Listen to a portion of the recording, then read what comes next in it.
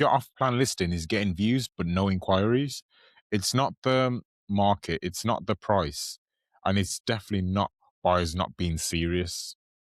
Because buyers decide emotionally before they ever think about it logically. And if they can't feel it, they're just going to scroll past. And today I'm going to show you why. Quick heads up, I'm not going to sit here and say I've done 500 projects, but I'm obsessed with what sells a property. Here's the pattern I keep seeing. Buyers, they scroll fast. If they can't picture a life there, they're not even going to bother inquiring about it. And when those inquiries slow down, the cost isn't just the marketing. It's the time, it's the holding cost, it's the interest, it's the pressure. Because when the marketing doesn't land, you don't just lose attention, you lose all that momentum building up to that point. So in this video, I'm going to break down why buyers ignore good deals, the psychological gap developers miss, and one simple shift that makes listings feel real instead of just flat. By the end, you'll understand what's stopping all the inquiries and you'll be able to fix it. So we're going to cover the scroll test, the imagination gap, and the expectation gap that silently kills conversions. Then I'll show you what to change. And at the end, I'll show you the exact moment buyers decide whether they're interested and why most developers completely miss it. Here's the uncomfortable truth. The buyer is not going to be analyzing your listing. They're just scrolling past. Think about how you use Instagram or how you use Rightmove, Zoopla, and all the other property platforms. You just scroll through and you scroll through pretty fast.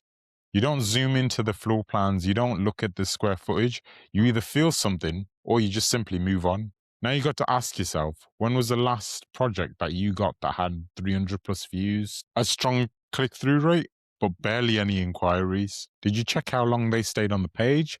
How many images they look through? Did they save the property listing? Did they download the brochure?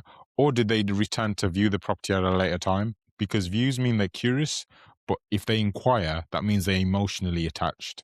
And those are not the same thing. So if this makes sense to you, just hit subscribe, because this channel is all about helping developers sell faster before they've even started building. Let me ask you a deeper question. Have you ever looked at your listing and thought, it's a good deal?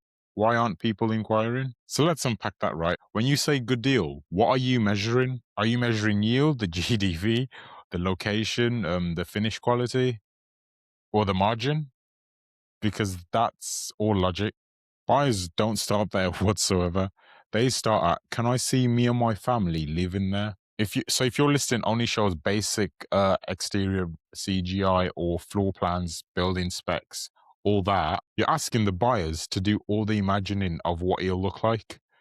And that's not going to work, because most won't. Because imagining takes effort and scrolling takes none. So they'll just scroll past.